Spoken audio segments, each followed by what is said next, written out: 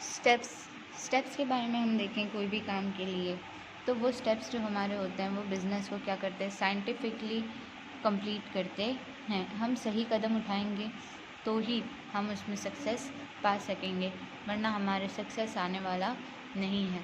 अब long time होता है कोई बिज़नेस, कोई शॉर्ट टाइम होता है। अगर लॉन्ग टाइम आपको चलाना है आपका ऑर्गेनाइजेशन, तो हमेशा प्रॉपर तरीके से हर चीज़ आपको यूज़ करनी चाहिए। अगर वो प्रॉपर प्रोसेस आपकी इसमें नहीं है तो आपका बिज़नेस लंबे समय तक नहीं चलेगा।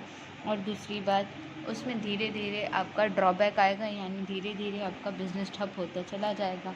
इस तरह से पीटर एफ ड्रुकर ने हमें क्या बताया है कि अगर ऑर्गेनाइजेशन लॉन्ग टाइम के लिए फॉर्मेशन किसी चीज़ का नहीं करता, यानी बनाता नहीं है रूल्स रेगुलेशंस और सारे चीज़ें, तो धीरे धीरे उसका यूनिट धीरे धीरे ड्रॉप होना शुरू हो जाता है, जिसकी वजह से क्या होता है, ऑर्गेनाइजेशन अपना फंक्शन सही ढंग से नहीं कर पाता और नुकसान आना शुरू हो जाता है।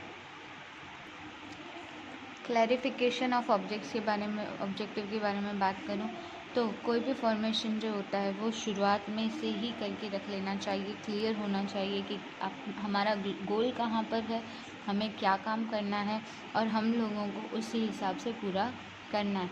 अब कंपनी का गोल है कि मुनाफा कमाए, लेकिन जो अंदर स्टाफ काम कर रहा है उस सब का गोल एक नहीं है, उन सब का गोल अलग है।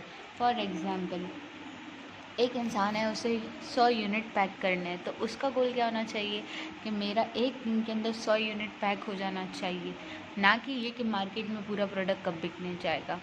दूसरा ये कि अगर कोई इंसान है उसे 100 यूनिट बनाना है, तो उसका गोल ये होना चाहिए कि एक दिन में उसका 100 यूनिट बन जाए, ना कि ये कि मार्केट में उसका प्राइस क्या होगा।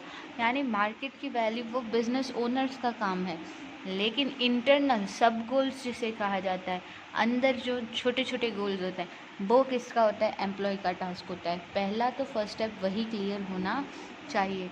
लिस्ट ऑफ फंक्शन की जो लिस्ट है वो हमेशा तैयार रहनी चाहिए और उसी हिसाब से सब काम का शुरुआत करना चाहिए। वो हर एक इंसान को सही टास्क दे देना, उसी के लिए मीन्स उसमें डिस्ट्रीब्यूशन का सबसे बड़ा रोल होता है। कोई भी काम जो है वो रिपीट नहीं होता इसकी मदद से, और उसमें सही ध्यान रखा जाता है। ये लिस्ट जो है वो आपको ये चीज़ के लिए ध्यान दिलाती है कि आपका फाइनल डिस्ट्रीब्यूशन सही समय पर सही तरह से पूरा हो सके। डिपार्टमेंटल फंक्शन क्या होते हैं, डिपार्टमेंटेशन के, जब आपकी लिस्ट के फंक्शन तैयार हो जाएं तो आपको आपके वर्क एरिया के अंदर उसका देखने के लिए जांच करना ज़रूरी है। फिर अपना जो डिवीज़न है उन डिवीज़न के हिसाब से उसका एक एरिया परचेज़ के हिसाब से, सेल के हिसाब से, अकाउंट के हिसाब से, तीनों हिसाब से उसका डिवीज़न करना चाहिए और प्लान करना चाहिए कि इसमें मुनाफा कितना होगा और नुकसान कितना। फिर ये किस जगह पर बिकने जाएगा, कौन से वर्क एरिया के द्वारा ये जाएगा, ये सारी चीज़ों का भी ध्यान रखना चाहिए। कंट्री के अंदर सब जगह ये बिकेगा कि खाली कुछ एरियाज़ में बिकेगा, और हर एरिया का रेट भी एक जैसा नहीं होता। दूर के एरियाज़ में रेट ज़्यादा होता है, पास के एरियाज़ में रेट कम होता है। इस तरह से इन चीज़ों का भी ध्यान रखना ज़रूरी है। फिर किसी भी डिपार्टमेंटल स्टोर जो होते हैं उनकी पोजीशन और उनकी एबिलिटीज़ को भी ध्यान में रखना ज़रूरी है कि काम किस तरह से किया जाता है। और जो सेल्स ऑफिसर होते हैं उन्हें भी ये चीज़ का ध्यान रखना चाहिए कि सेम टाइम पे उनकी जो कैटेगरीज़ हैं वो सही ढंग से हर एक इंसान को समझ में आ सकें। Delegation of power and responsibility के बारे में बात करें, जो डिविजनल हेड होता है, जो काम बांटता है, उसे अपनी रिस्पॉन्सिबिलिटी और पावर को सही ढंग से इस्तेमाल करना चाहिए और लोगों से सही तरह से काम निकलवाना चाहिए। ये चीज़ का क्लैरिफिकेशन देना चाहिए कि जिसे जो काम दिया गया है वो अपनी रिस्पॉन्सिबिलिटी समझकर उस पूरे पोर्शन को कंप्लीट कर सके टाइम पर।